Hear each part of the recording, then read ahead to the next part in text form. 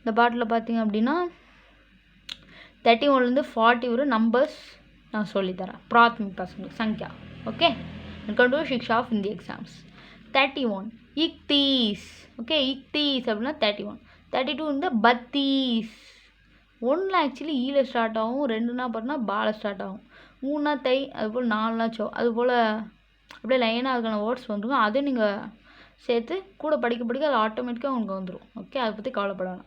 பத்தீஸ், தைத்தீஸ். Okay, தைத்தீஸ், சௌத்தீஸ், पैंतीस, 36, 37, 38, 39. இது வந்து 40. ஓகே, 40.